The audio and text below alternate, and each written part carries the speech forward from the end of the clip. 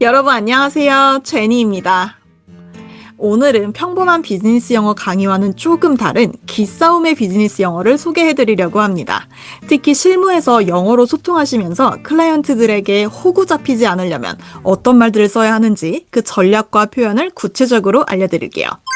특히 외국계 회사나 해외 클라이언트와 일하시는 분들은 반드시 영상 끝까지 봐주세요. 오늘 알려드릴 표현들만 잘 써도 저 사람 일 좀 한다 라는 말 들으실 수 있으실 거예요. 실제로 저도 미국과 호주 그리고 한국에서 7년 넘게 영어로 실무를 진행했는데요. 어쩌다 보니까 빅4 컨설팅에서만 5년 넘게 일을 하면서 정말 좋은 클라이언트들도 많이 만났지만 그만큼 다양한 갑질 클라이언트들도 만나봤습니다. 그래서 오늘은 실전에서 직접 써먹을 수 있는 표현 그리고 클라이언트와의 실전 상황 예시를 아주 풍부하게 담아봤습니다. 아무 말도 안 했지만 분명히 뭔가를 요구하고 있는 사람들, 그리고 직접적으로 말하지는 않지만 우리가 양보하길 기대하는 말투들도 있는데요. 이렇게 오늘은 클라이언트가 은근슬쩍 선을 넘을 때, 그리고 직접적으로 말하지는 않지만 우리가 뭔가를 더 해주기를 바랄 때처럼 영어를 잘 못해서 손해보는 게 아니라 기싸움에 당해서 손해를 볼 수도 있기 때문에 매우 중요합니다. 물론 우리 팀의 전략이 만약에 단가를 후려쳐서라도 다다익선으로 전부 수주를 하는 것이 목적이라면 그러면 오늘 영상에 나오는 표현들을 지금 당장 쓰지 않으실 수도 있겠지만 이런 무리한 요구들은 사실 단호하게 쳐내는 것이 좋을 때가 많겠죠. 그럼 이런 상황에서 손해보지 않고 당당하게 말하는 법 바로 살펴볼게요. 여러분도 이런 경험 있으신가요? 회의 중에 상대방이 갑자기 그냥 아이디어 차원에서 말씀드리자면 점점점 혹은 고객 입장에서 보면 조금 다른 접근이 필요할 수도 있겠네요. 이렇게 말하면 뭔가 얘기하고 싶은 게 있는데 직접 말은 안 하고 빙빙 돌려서 말하는 것일 수도 있는데요. 특히 이 영어권 클라이언트들이 이렇게 말을 돌려서 하는 경우가 많습니다. 하지만 그 속뜻은 분명하죠. 그럴 때 제대로 캐치하지 못하고 그냥 넘어간다면 이후 대화는 전부 그쪽 기준으로 흘러가게 됩니다. 실제로 몇 년 전에 제가 컨설팅 프로젝트를 할 때 클라이언트가 갑자기 이런 말을 한 적이 있어요. We should explore ways to share the burden. 여기서 share the burden 이라고 말하면 짐을 함께 나눠서 든다라는 뜻인데요. 다시 말해서 그럼 고통 분담을 좀 해보는 게 어떨까요? 라는 말입니다. 무슨 말인지 상상이 되시나요? 이때가 경기가 한참 안 좋아지는 상황이었는데 물론 처음 들으면 굉장히 괜찮은 말처럼 들릴 수도 있습니다. 하지만 실제 그 의미는 분명했죠. 지금 상황이 안 좋으니까 수수료를 좀 깎아달라라는 거죠. 그런데 문제는 이런 말들을 정면으로 이야기하려고 하는 게 아니고 늘 애매하게 먼저 흘린다는 겁니다. 딱히 프로젝트에 문제가 있었던 것도 아닌데 우리 요즘 회사가 어려우니까 하면서 은근슬쩍 수수료를 내려달라고 하는 거죠. 이럴 때 그냥 그럭저럭 애매하게 넘어가면 어떻게 될까요? 그 다음부터는 계속 호구로 보일 수도 있겠죠. 상대방은 더 노골적으로 요구를 더 해오면서 힘들어질 수가 있을 것 같습니다. 특히 해외 클라이언트들일수록 말을 직접적으로 하지 않기 때문에 돌려 말하는 경우가 많습니다. 이걸 잘 캐치하지 못하면 뒤늦게 집에 가서 이불킥을 해야 할 수도 있습니다. 대표적으로 이런 경우들이 있는데요. 아마 많이 겪어보셨을 수도 있을 것 같습니다. 제일 먼저 단가나 수수료를 깎으려고 이제 밑밥을 던지는 경우입니다. Let's revisit the fee structure. 수수료 구조를 좀 다시 볼까요? 또는 We'd love to find ways to optimize cost. 여기서 비용을 최적화할 수 있는 방안을 살펴보고 싶습니다. 겉으로는 좀 상냥하지만 사실은 깎아주세요입니다. 그리고 두 번째 유형은요. 이를 슬쩍 하나 둘 더 추가하는 경우입니다. 이렇게 작업 범위를 슬쩍슬쩍 늘리는 것을 영어로는 scope creep이라고도 부르는데요. Can we just add one more small thing? 여기서 이거 별거 아닌 작은 일인데 하나만 더 추가 가능할까요? 라는 말이죠. This shouldn't take long. 금방 하실 거예요. 자, 별거 아닌데 해주면 좋겠다라는 뜻이죠. 이런 말을 들었을 때 가장 중요한 것은 clarify, 즉 확인하는 것입니다. 상대가 말한 게 정확히 무슨 의미인지 물어봐야 합니다.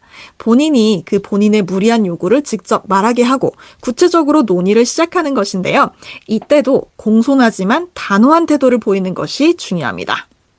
Just to clarify, are you suggesting a fee reduction? 정확히 말해서 수수료 인하를 말씀하시는 건가요? 여기서 suggest는 제안하다 라는 뜻이죠. 지금 가격 깎아달라고 하시는 거 맞죠? 라고 직접 물어보는 표현입니다. Would you mind elaborating on that? 말하시는 내용을 좀 더 구체적으로 설명해 주세요. Elaborate, 자세하게, 정교하게 설명하다 라는 뜻입니다.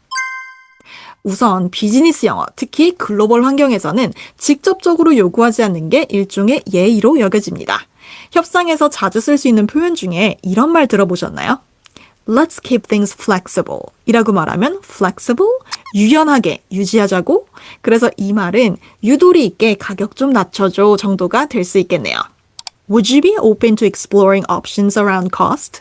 직역하면 비용 관련해서 다른 옵션을 좀 찾아볼 수 있을까요? 하는 공손한 표현이지만 사실 이런 말들은 제안이라고만 하기에는 진짜 의미는 따로 있는 경우가 많죠. 그럼 대체 왜 그렇게 말할까요? 여러 이유가 있겠지만 이렇게 말하면 갈등을 피하는데 유리합니다. 바로 수수료를 깎아달라라고 하면 상대방이 기분이 나쁠 수도 있고 딱히 근거나 명분이 없는 경우도 있겠습니다. 그리고 또 중요한 이유, 바로 책임 회피인데요. 나중에 말을 좀 바꾸게 되더라도 확실히 말한 것이 아니라는 말을 할 수가 있겠죠. 그리고 또 협상의 여지를 남기기 위해서일 수도 있겠습니다. 직접 말하면 바로 끝나니까 일단 던져보고 반응을 보는 것일 수도 있겠죠. 그래서 사실 비즈니스 영어를 잘한다 라고 말할 때 영어 실력보다 훨씬 중요한 건 바로 상대방 말 뒤에 있는 이 숨은 진짜 의미를 읽고 그에 대해 단호하게 대응하는 능력입니다.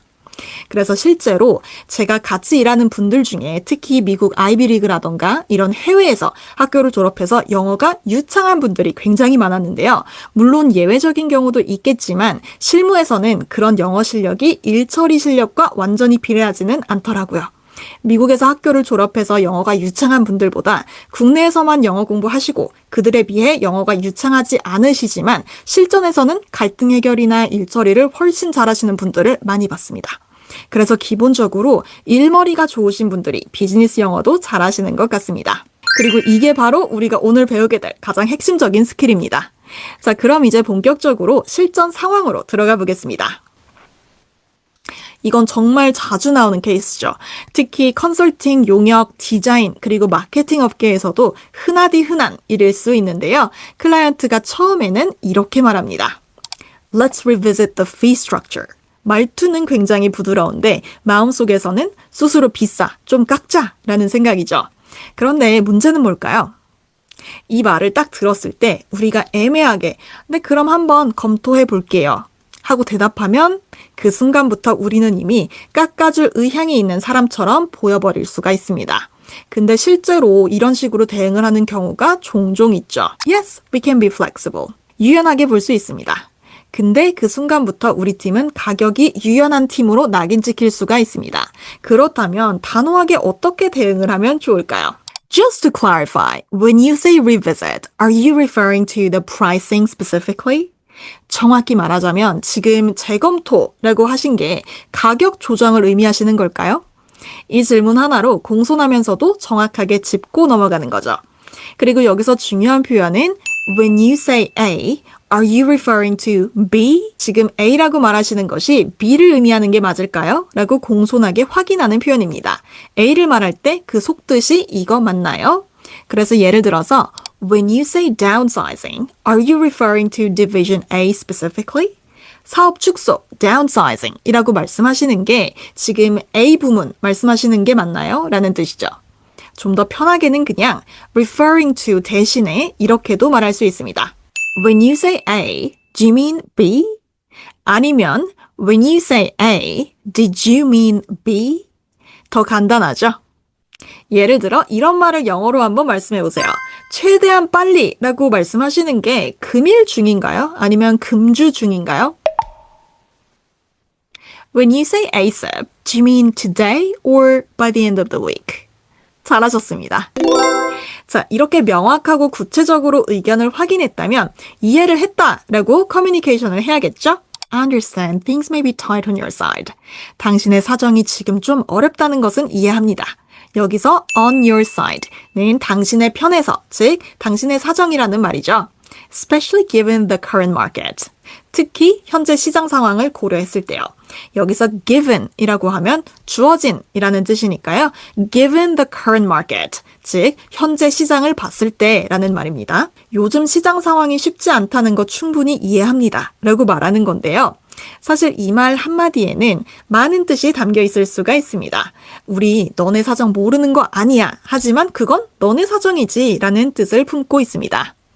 자, 이렇게 공손하게 선을 그었다면 단호하고 전략적으로 한마디 더 덧붙여줍니다. We've structured our pricing based on the agreed scope and value delivered.